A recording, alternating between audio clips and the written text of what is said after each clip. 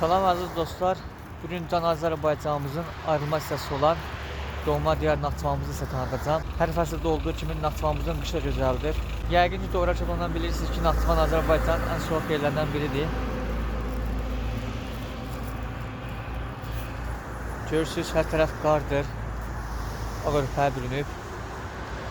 Yəni, Naxçıvanda qışın da öz ləzzəti var, öz yeri var.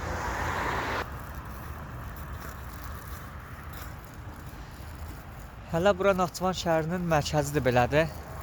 Biraz kəndlərə gedəndə, dağlar gedəndə qar daha yüksək olur, daha çox olur. Fikir verirsiniz, hər tərəf dumanlıdır, çəndir. Yəni Naxçıvanda əsl qışı yaşamaq olur.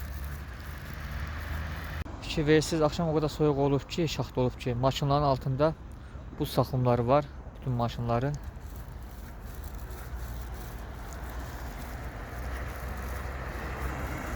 Harası 300-400 metr qabağa görmək olmur, hər tərəf çəndir. Hava o qədər soyuqdur ki, 10 saniyədən artıq, 15 saniyədən artıq əlimizi çöldə saxlaya bilmirik. Əl donur, qıpqırmızı olur. Maksimum 20 saniyə, 30 saniyə ancaqdan videonu çəkə bilirəm. Dostlar, həqiqətən qış Naxçıvana fəxri gözəllik verir. Hələ bu ağacın altından getmək. Adam sanki bu ağacın altına gedəndə fərqli bir aləmdə olur. Bəlkə də videoda bunu hiss edə bilmirsiniz. Burada olan hər kəs bunu hiss edə bilər. Adama fərqli bir duyğu verir. Dostlar, bura Naxçıvanımızın hədəli müzeyidir. 3 yaşlı şanlı bayrağımız dalğalanır, maşallah. Qarşısındakı bina da Naxçıvanımızın məşhur dram teatrıdır. Qədim tarixi bir binadır. Bu məbərə ədəbiyyat kitablarının adını əzbər bildiyimiz, demək olar hər kəsin əzbərində olan Yavrum qızım adın nədir Gülbahar adlı şeir müəllifi məşhur şairimiz Hüseyn Cavidin məqbərəsidir. Naxçıvan şəhərinin mərkəzində ucalır və şəhərimizə xüsusi gözəllik verir.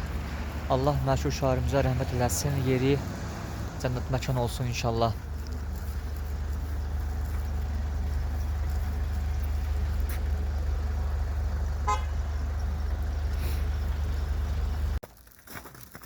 Dostlar, burada Naxçıvan şəhərinin ara məhəllələrindən biridir.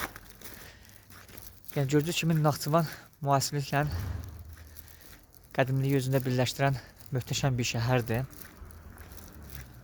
Fikir verirsiniz, Naxçıvanda həm müasirliyi, həm də qədimliyi yaşamaq olur.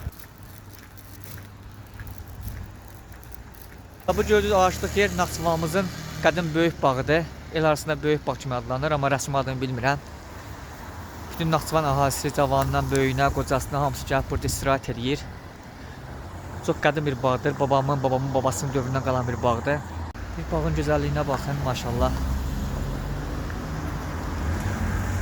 Qarın ağır pərdə gözəllik verir.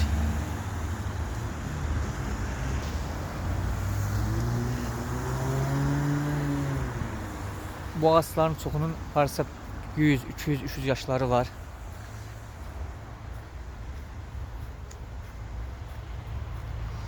Bura Naxçıvanımızın Olimpiya İdman Kompleksidir. Bu qabaqda gördüyünüz bina, ümumi bu binalar Respublika xəstəxanası gedir, Naxçıvan Respublika xəstəxanası.